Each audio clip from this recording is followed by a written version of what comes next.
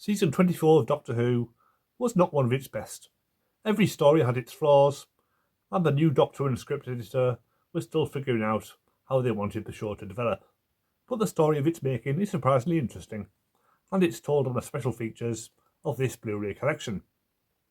Disc 1 has the most extras, mostly relating to the casting of the new Doctor.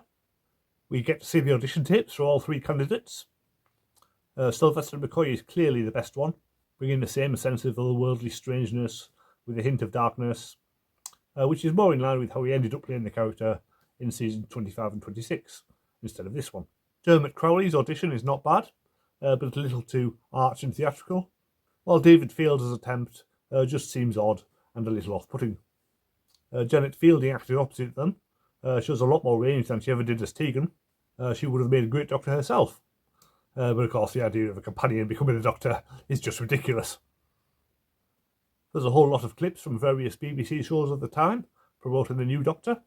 Bonnie Langford appeared on Saturday Superstore before McCoy was even cast, doing the usual talking to kids on the phone and showing off her high kicks. We get the news report announcing McCoy's casting, and an interview with McCoy and John Nathan Turner on a show that I have no memory of called Pamela Armstrong. It may be his first interview after being cast, and he comes across as very enthusiastic. He appears again on It's Wicked, another Saturday morning show, but not one of the good ones. It's rather chaotic, but kids ask him questions, and Claire Grogan makes an appearance as well. A clip from Points of View has viewers complaining about the writing and acting. Blue Peter has Mark Curry showing off an actual working Dalek car, which must have been rather distracting for the other drivers. The longest one is a whole 25-minute episode of Open Air, where John Nathan Turner, Sylvester McCoy and Bonnie Langford all answer criticisms of the show and talk to viewers on the phone, although most of them are surprisingly positive. John Nathan Turner even says there's a Doctor Who film on the way, which somehow never materialised. On the same disc we also have Time in the Rani, and extras related to that. There's 15 minutes of footage showing how they filmed the regeneration. You get to see a headless Tetraps, and McCoy with and without the blonde wig. There's 8 minutes of deleted scenes, which includes more footage of the TARDIS spinning through the vortex at the start. As with all of the stories, we also get a Behind the Sofa feature. Peter Davison is with Sarah Sutton and Janet Fielding, providing their usual acerbic commentary. Colin Baker is paired with the late Michael Jaston. He doesn't have much to say, but it's nice to see him again for one last time. And Sylvester McCoy is with Bonnie Langford and Sophie Aldred, so we get to hear their memories of every show. Disc 2 has extended versions of every episode, with the deleted scenes from Disc 1 added back in, and the similar extended versions on all the even-numbered discs of the set. There's 2 3/4 hours of location footage, showing them filming the quarry, which is very repetitive to be honest, and there's more than 4 hours of location footage, showing multiple takes of every scene. To be honest, I mostly fast-forwarded through these features. The really interesting bits are showing how they did the visual effects. Disc 3 has Paradise Towers, which I rated as my favourite story of the season. And there's another edition of Behind the Sofa, where Peter Davison shows his appreciation of Binliner. So it's good to know that we have the same taste in Kangs. And we get to hear Bonnie Langford giving her memories of filming the pool scene. Another clip from Open Air has Richard Byers interviewed, saying he approached his Doctor Who role like playing a cartoon character, which explains a lot. There's footage from a convention, where Julie Brennan talks about playing Fire Escape, and Mark Strickson gives his memories of visiting her on set, and we also hear his impression of Richard Byers. Finally, the Doctor's Table is a round table feature with Sylvester McCoy, Bonnie Langford, Sophie Aldred and Clive Merrison all answering questions around a dinner table. I don't know if this is a one-off or a regular feature on these Blu-rays, but it's very entertaining. There's talk of cannibalism, Sylvester playing the spoons, and everyone does an impression of Mel. Disc 4 has nearly 3 hours of the location filming, so you get to see a lot of Bonnie and her stunt double in the pool, along with the very noisy yellow robot.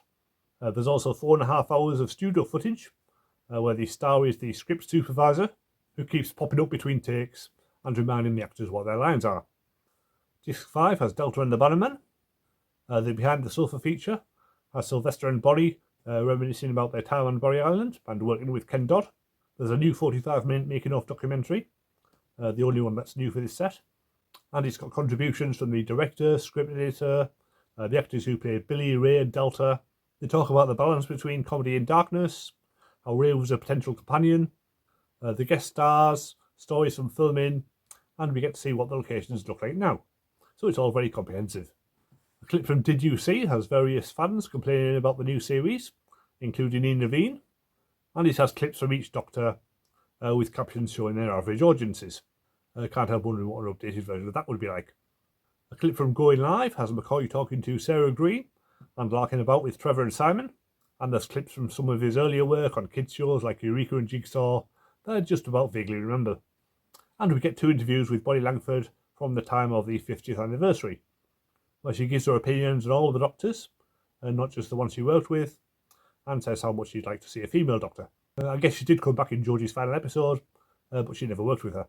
On disc 6 we get to see the rap party for Delta and the Bannermen, hosted by the guy who played Murray in the show, who does a really good job of it.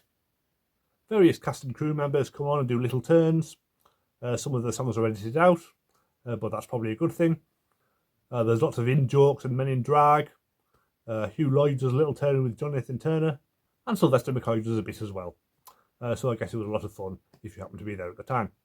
And there's 6.5 hours of location footage to fast forward through. There's some interesting bits, like when they had to do multiple takes because the mic wouldn't start. And you get to see more of Ken Dodd at the end. Disc 7 has Dragonfire.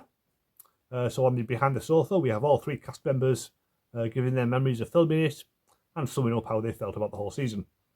There's also a decent-sized interview with Patricia Quinn, talking through her career from Rocky Horror to I, Claudius, to The Box of Delights, and finally Doctor Who. She's been in a lot more things than I realised, and she's very entertaining, so it's a good watch. There's a few more TV clips. Sophie Aldred on Corners, the children's TV show that she used to present. We see her meeting Keith McCulloch, who takes her down to his basement to show her his massive organ. Well, synthesizer really, and he plays the theme tune on it. The Lowdown has Sylvester McCoy showing 2 kids the theatre where he was playing the Pied Piper, and a clip from Heartbeat shows how he put in his makeup for the role. And there's nearly 5 hours of studio footage, which is more interesting than usual. We get to see how they filmed Kane's melting face, and how they shot the dangling from a cliff scene. There's numerous takes of them filming the scene with McCoy talking to the guard about philosophy, and we see how the director directed the little girl, telling her exactly what to do in every scene.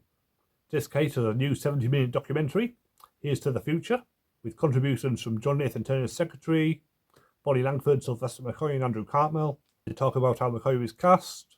Mike Tucker talks about the visual effects. They talk about the guest stars. Some of the writers talk about their stories. Casting Sophie Aldred, the departure of Bonnie Langford, and all the press reactions to the stories. So as usual, it's really good and well put together, and it also contains all the best clips from the studio footage, for anyone who doesn't want to sit through hours of it. Finally, we get a long interview with Sylvester McCoy, talking about his childhood and early career, as well as stories from Doctor Who and The Hobbit.